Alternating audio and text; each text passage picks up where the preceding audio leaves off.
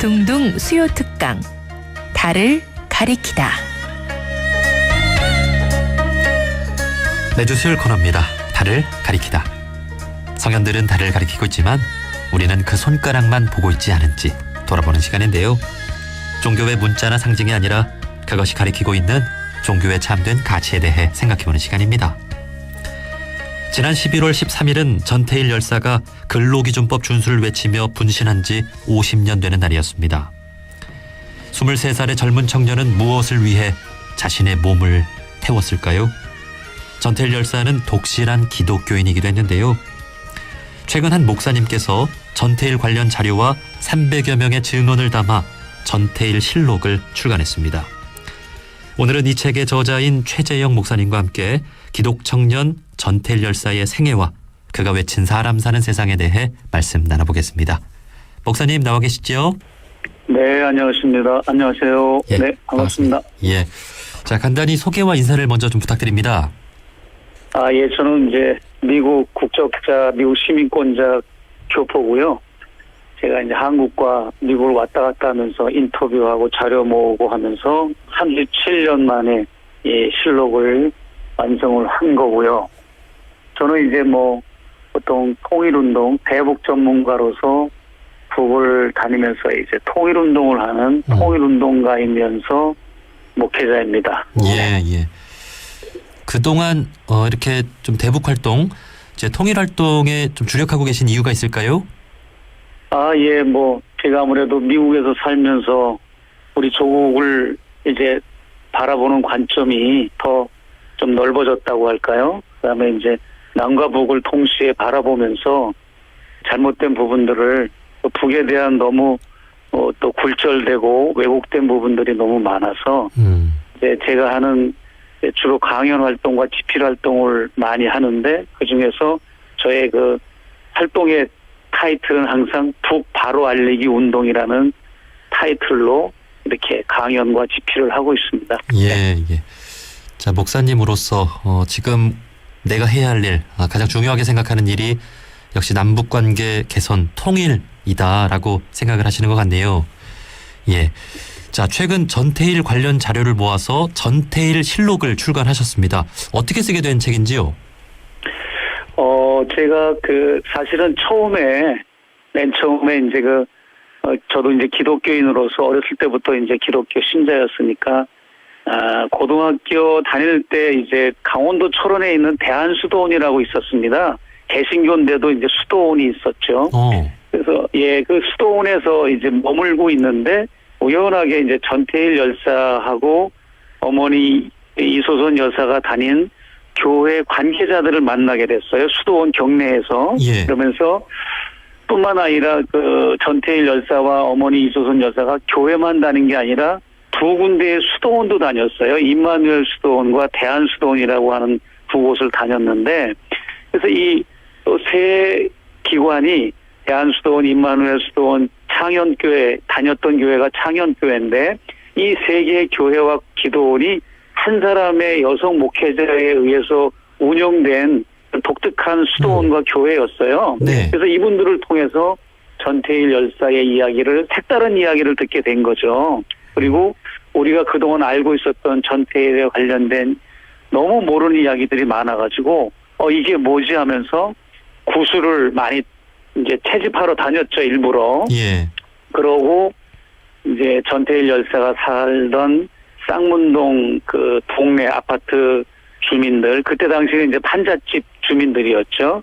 이분들도 만나고 교회 관계자들, 같은 노동 또 이렇게 통화시장에서 일을 했던 친구들, 동료들, 같은 이제 옛날엔 공민학교를 다녔는데 초등공민학교, 고등공민학교를 전태일 열사가 다녔는데 다녔던 분들, 이런 분들을 만나면서 자료를 채집하면서 이제 집필을 시작하게 된 거고, 이제 단지 그렇게 어떤 색다른 우리가 알고 있는 전혀 다른 전태일에 관한 이야기나 배경을 들으면서 집필을 했지만 더 내가 집필을 스스로 해야 되겠다고 자각을 하게 된 계기는 이제 많은 또 다른 전태일들이 계속 발생하고 있는 모습들을 보면서 예. 빨리 책을 집필해야 되겠다라고 더 제가 결심을 하게 된 거죠. 네. 네. 그러니까 전태일 열사와 그의 어머니가 다닌 교회 그리고 수도원의 그 간접적인 인연을 통해서 이렇게 전태일 열사의 생애를 알게 됐고 이렇게 책까지 쓰게 되셨습니다. 자, 그동안 그 전태일 열사와 관련된 책은 제법 나왔었죠. 그런데 이제 목사님께서 쓰신 이 책은 그간의 좀 모든 자료를 좀 총정리했다고 볼 수 있을까요? 자료를 총 정리한 것 그 이상의 의미죠. 왜냐하면 전태일 열사의 일기가 육필 원고가 사실은 그동안 많이 이렇게 도난도 당했고 유실도 됐고 또 절취도 당하고 이렇게 해가지고 많이 훼손이 됐어요. 그러니까 그러다 보니까 이제 유가족들이 그것을 이제 CD화해서 보관을 하기 시작했어요. 아무도 모르게 유족들만.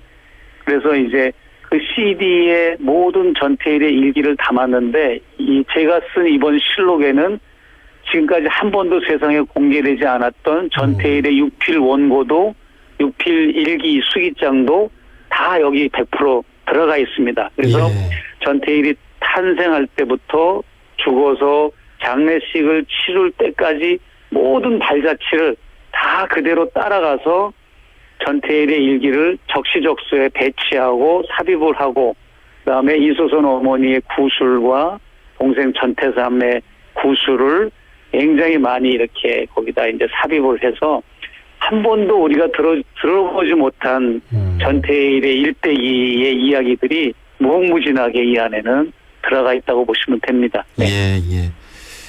다른 사람도 아니고 목사님께서 이 전태일 실록을 쓰셨다는 것은 역시 전태일의 삶과 죽음이 종교적인 의미가 담겨 있다고 보는 거 아니겠습니까? 네, 아무래도 그렇죠. 네네. 그 전태일은 뭐 이제 원음 방송은 원불교 방송이죠. 예. 저는 교포라서 잘 아무튼 꼭 내가 목사니까 전태일이가 기독교 청년이니까 전태일의 뭐 기독교 신앙을 드러내겠다. 그것을 일부러 포커스를 맞추겠다라는 건 전혀 아닙니다. 그냥 저는 그의 일대기를 다루다 보니까 이제 그가 정말 독실한 크리스찬이었고 우리가 알고 있는 보수적인 기독교 신자였습니다. 오히려 네. 그의 신앙은 그렇게 해서 교회 새벽 예배 종치기 소년이었고 자기 집에 교회하고 집이 천막 휘장 사이였어요. 그때는 판잣집이었으니까 이제 천막 교회였고 천막 집이었었는데 화재민촌에서 이제 살 때부터 그러다 보니까 천 하나만 들추면 교회였고 자기 집이었던 거죠. 그래서 새벽 종치기 소년부터 시작해서 주일학교 교사를 하고 이런 여러 가지 신앙적인 백그라운드가 굉장히 많이 깊이 있고 그다음에 자기 교회를 2번에 걸쳐서 흑벽돌로 건축을 하고 시멘트로도 건축을 하고 그다음에 임마누엘 수도원도 돈 받고 노동을 하는 게 아니라 5개월 동안 이제 분신 항거하기 전에 마지막으로 갔던 임마누엘 수도원에서도 자기가 짐짝을 지면서 돌을 깨면서 그렇게 수도원 건물도 짓기도 하는 등 엄청 많은 신앙적인 그런 그의 정신적인 배경에는 영향이 있는 거죠. 네. 무엇보다 가엾은 여공들을 위해 평화재단에서 일하는 수많은 노동자들을 위해 그러니까 이웃사랑을 실천하기 위해 자신의 몸을 불태운 부분 이것이야말로 가장 큰 사랑을 몸으로 보여준 종교적인 의미가 아닌가 하는 생각이 드는데요. 그렇습니다. 개신교는 프로테스탄트 저항한다라는 의미로 시작을 했죠. 예수님께서 그러하셨던 것처럼 전태일 열사 역시 세상의 불의에 맞서 가장 강력한 저항을 몸소 보여준 게 아닌가 싶은데요. 신앙이 영향을 준 부분도 있을까요? 그렇죠. 방금 전에 말씀드렸던 것처럼 그의 어떤 지독히 인간적인 인간의 그다음에 이타적인 정신 또 그런 모든 것들이 이제 기독교 사상과 천부적인 그의 성품이 결합되어서 형성된 그런 숭고한 인간에서 비롯된 거로 볼 수가 있는 거죠. 네. 예, 예. 자, 지난달 13일이 전태일 열사 50주기였습니다만 50년 전 당시 전태일의 죽음은 종교계에도 큰 울림이 됐던 것으로 알고 있습니다. 네네. 그렇습니다. 사실 특히 이제 기독교 위주로 많은 이제 장례식을 전후로 해서 많은 또 이제 시위와 집회가 있었고, 그다음에 사회나 정권을 향하여 이제 종교계들이 앞장서서 전태일의 죽음을 놓고 많은 이제 그런 이제 사회적인 변화가 있었는데요. 그 중에서도 이제 한 가지 우리가 주목해야 될 것은 평화시장의 그 부근에 있는 시장이 모두 3개 동이 있습니다. 그래서 3동이라고 그랬어요. 평화시장, 통일상가, 동화시장. 예. 그래서 이분들이 모두 이북에서 내려오신 원난민들 위주로 세운 겁니다. 이 3동을. 그런데 이분들이 잘 아시다시피 이북이 굉장히 기독교가 강세였지 않습니까? 그래서 동양의 예루살렘이라고 할 정도로 평양이 교회도 많고 했는데, 이분들이 이제 월남에서 이 평화시장을 세운 거죠. 그리고 업주들이 다 기독교인들이에요. 네. 그런데 이분들이 교회 장로고 권사고 목사고 집사고 이런 직분자들이 평화시장 업주들인데, 주일날이 되면 본인들은 교회에 가서 헌금하고 예배드리고 봉사하면서 막상 전태일을 비롯한 평화시장 노동자들은 일요일 날에도 출근하게 해서 닭장 같은 작은 그 공장에 실먼지 날리는 곳에서 타이밍 알약까지 먹이면서, 잠 안 오는 약을 먹이면서까지 노동을 강요했던 거죠. 그러다 보니까 전태일의 일기장 안에는 소설, 굉장히 문학 청년이었어요. 그래서 예.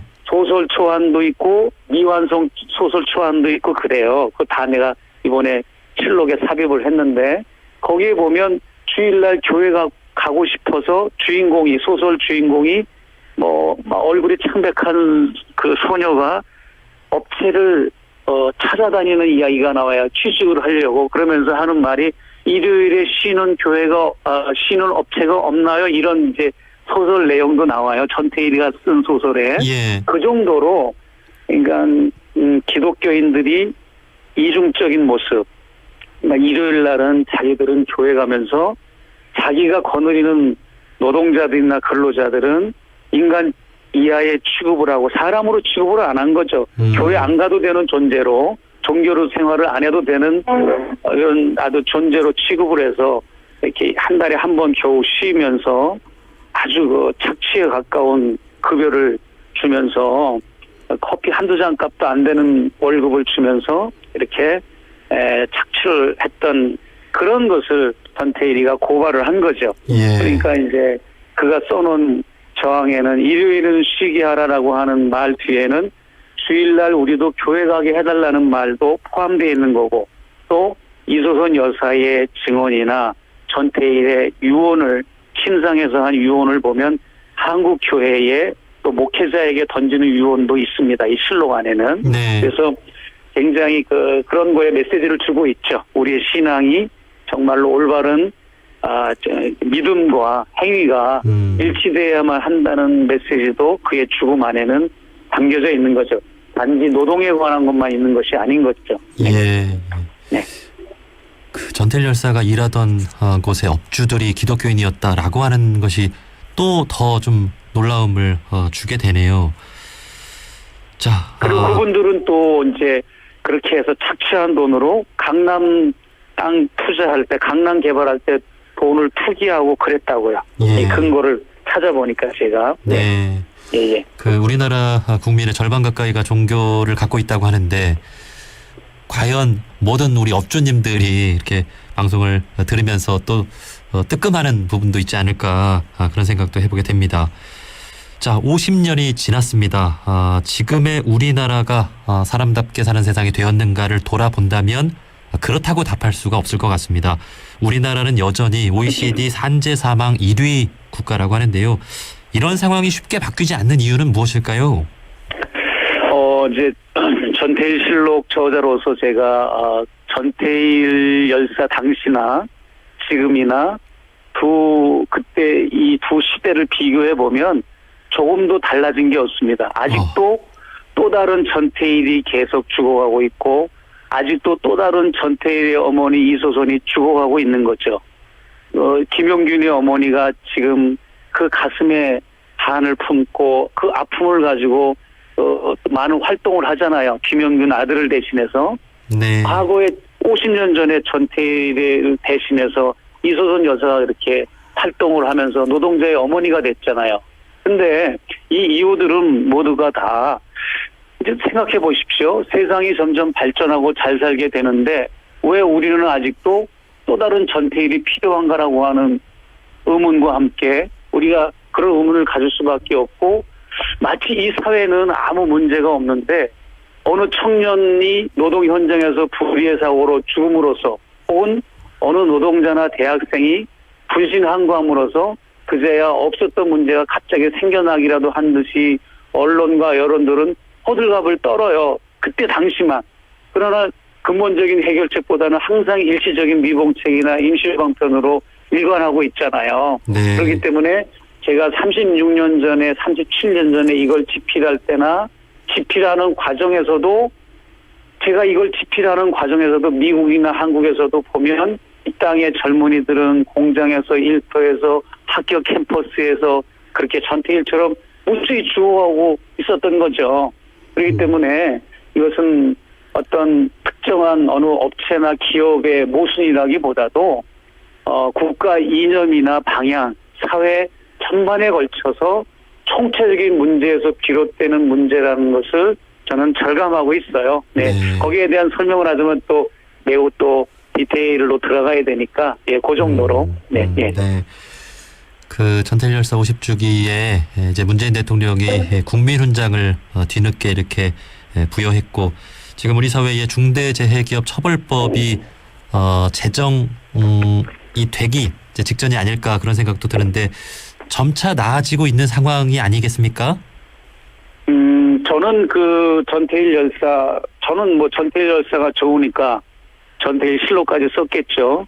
그럼에도 불구하고 전태일 열사한테 이번에 국민훈장 무궁화 훈장을 준 거에 대해서는 굉장히 부정적으로 생각을 합니다. 왜냐하면 지금도 아직도 비정규직이라든지 공무원 노조 비롯해가지고 수많은 지금 아직도 해결해야 될 산적한 문제들이 많음에도 불구하고 이런 노동 악법들, 이런 것들을 방치하거나 사용자 편에 드는, 또 전혀 규정에도 없는 이런 뭐 유럽의 선진국의 노동법을 그대로 적용하자고 하면서도 예. 아직 그런 나라에서는 하지도 않는 사용자들 위주의 그런 또 규정을 삽입을 한다고 해가지고 지금 노동자들이 노동 계약이라고 그러고 노동 악법이라고 지금 말하고 있지 않습니까? 예. 그런 걸 놔두고 눈 가리기 아웅식으로 전태일 열사한테만 이렇게 훈장을 준다는 거는 그건 근본적인 해결이 안 되고 그냥 퍼포먼스에 불과한 것이고, 그거는 별로 의미가 없습니다. 예. 차라리 국민훈장을 수여하지 않아도 당장 지금 거리에서 나와 함께 생긴 이런 많은 그런 불합리한 제도 때문에 정말 불이익을 당하는 노동자들을 생각한다면 문재인 정부가 지금 잘못하고 있는 거죠. 예. 네. 아이고. 네. 우리 정부가 정말 진정성 있게 나서달라고 하는 그런 순수리로 좀 잘 듣고 이렇게 좀 앞으로 변화된 모습을 보여줄 수 있기를 바라겠습니다. 네. 자, 이제 목사님께서 이 전태일 실록을 쓰기 위해 300여 명이 넘는 분들을 만나셨다고 들었습니다. 좀 네네. 특별히 좀 소개를 해주고 싶은 부분이나 어떤 말씀이 있다면 전해 주시죠.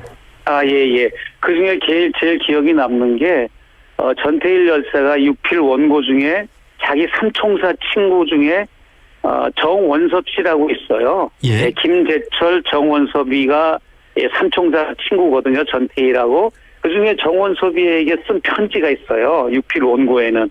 근데 내가 이제 등장인물들을 조사하고 인터뷰하고 만나는 과정에서 이 정원섭 씨가 군대를 제대하고 일찍 남미 예, 에콰도르로 이민을 갔어요. 장가가고 군대 제대하고 그러다 보니까 전태일이가 자기한테 편지를 써놓은 사실을 알지도 못하고 있더라고요. 그때가 이제 36년 만이거든요. 예. 이번에 올해가 50주년이니까 14년 전 얘기군요. 그러니까 그래가지고 내가 전태일이가 당신한테 이렇게 편지를 썼습니다라고 그 편지를 프린아웃해서 주니까 이분이 감동을 하고 깜짝 놀래가지고 눈물을 글썽이는 걸 내가 봤어요. 그러니까 전태일이 써놓은 편지를 내가 36년 만에 그 친구한테 전달한 그런 집필 과정에서 그런 에피소드도 있었고 또 언제나 이소선 여사는 제가 이제 인터뷰를 할 때 전태일 기념관 옛날에 창신동 산꼭대기 있을 때 거기 뭐 그분이 기고하는 방에 수도 없이 제가 이제 찾아가서 같이 인터뷰하고 그냥 거기서 쓰러져 잠도 자기도 하고 이렇게 했는데 언제나 아들에 관한 얘기를 할 때는 이분이 눈물이 맺히는데 눈물을 펑펑 쏟거나 눈물을 쭉쭉 흐르는 게 아니라 항상 눈가 양쪽에 이슬 같은 두 방울만 딱 한 방울만 맺혀요. 그럴 때마다 내가 인터뷰하는 저자로서 너무 고문하는 느낌이 들어요. 내가 그 아픈 아들의 스토리를 23살의 나이로 각인된 그 전태일 아들에 관한 모든 추억의 그 편린들을 다 상기하면서 끄집어내서 다시 먼지를 털듯이 나한테 다 이게 털으실 때 그 고통이 얼마나 어머니로서 크셨을까라고 하는 생각을 할 때마다 마음이 아프고 그 외에도 정말로 무궁무진한 에피소드와 스토리들이 많아요. 그것만 놓고도 책 한 권이 될 정도입니다. 예. 예. 야, 이제 목사님으로서 이 전태일 열사를 30여 년간 추적 연구하고 각종 증언들을 모아서 책을 쓰시면서 그야말로 이 시대의 어떤 예수님처럼 살아간 이 전태일 열사가 종교인의 한 본보기로 목사님께 자리 잡았지 않았을까 그런 생각도 해보게 됩니다. 네. 기독교인뿐만이 아니라 우리 모든 종교인들이 마찬가지겠죠. 어떤 게 종교적인 삶인가 서로 배우고 이렇게 함께 해 나가는 게 중요할 것 같은데요. 종교 건물에서 예배 보고 법회 보는 것만이 종교인의 삶은 아닐 것 같습니다. 마지막으로 우리 모든 종교인분들께 하고 싶은 말씀이 있다면요. 예, 그 전태일 열사가 유서를 3가지를 썼어요. 유서를 이제 시차를 두고 3번에 걸쳐서 유서를 썼는데요. 마지막 유서는 70년 8월 9일 날입니다. 11월 13일 날 분신한 거를 했는데 8월 9일 날 쓴 일기를 잠깐 몇 줄만 제가 소개하고 마칠게요. 네. 이것은 뭐 기독교니 원불교니 카톨릭이니 불교니 이런 걸 떠나서 정말 이 23살짜리 청년이 노동자 청년이 어느 시인도 어느 문학가도 이렇게 표현할 수 없는 자기의 죽음의 결단을 이렇게 표현할 수 없다고 생각을 해요. 이 결단을 두고 얼마나 오랜 시간을 망설이고 괴로워했던가. 지금 이 시각 완전에 가까운 결단을 내렸다. 나는 돌아가야 한다. 꼭 돌아가야 한다. 불쌍한 내 형제 곁으로, 내 마음의 고향으로, 내 이상의 전무인 평화시장의 어린 동신 곁으로 생을 두고 맹세한 내가 그 많은 시간과 공상 속에서 내가 돌보지 않으면 아니 될 나약한 생명체들 나를 버리고 나를 죽이고 가마 조금만 참고 견디어라. 너희들의 곁을 떠나지 않기 위하여 나약한 나를 다 바치마. 너희들은 내 마음의 고향이로다. 오늘은 토요일 8월 둘째 토요일 내 마음의 결단을 내린 이날 무고한 생명체들이 시들고 있는 이때에 한 방울의 이슬이 되기 위하여 발버둥 치오니 하나님 긍휼과 자비를 베풀어 주시옵소서. 70년 8월 9일 이게 전태일의 마지막 유서입니다. 예. 네, 이게 정말 여공들이 시골에서 올라온 13살, 14살 먹은 여공들이 그 취사를 숙식을 그 공장 안에서 하면서 먹지도 못하고 폐병이 걸려서 각혈을 하면 업주 몰래 이렇게 데려가서 병원을 치료를 데려가면 지갑을 열어보면 돈이 없어서 좌절감을 느끼는 전태일.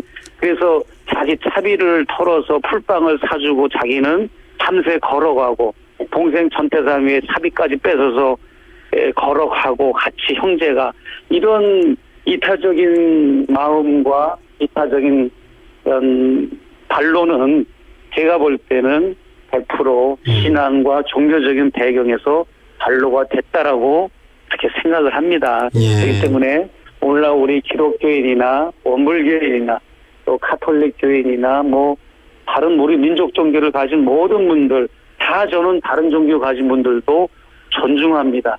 그리고 사랑합니다. 그러나 정말 우리가 경전에서 배운 또 교조적인 분들이 가르쳐준 것을 우리 삶 속에서 실천하지 않으면 그건 정말 아무 소용이 없지 않습니까? 네. 그런 의미에서 전태일의 죽음은 신앙과 삶이 일치했다라고 보여지는 거죠. 네. 네. 그 원불교의 큰 어른이신 좌산 상사님께서 원불교 교리의 결론은 무아봉공이라고 하셨는데 나를 없애고 공을 위해 사는 것이란 말씀이죠. 예수님께서 온 인류를 위해 십자가에 달려 돌아가신 것처럼 정말 전태일 열사가 당시에 할 수 있는 정말 최선의 이웃사랑을 그렇게 하신 게 아닌가 하는 생각을 해보면서 우리 모두 종교적인 삶에 대해서 한번 돌아보게 됩니다. 자, 여기까지 말씀 듣겠습니다. 전태일 실록의 저자 최재영 목사님이었습니다. 목사님 고맙습니다. 네, 감사합니다. 수고하십시오.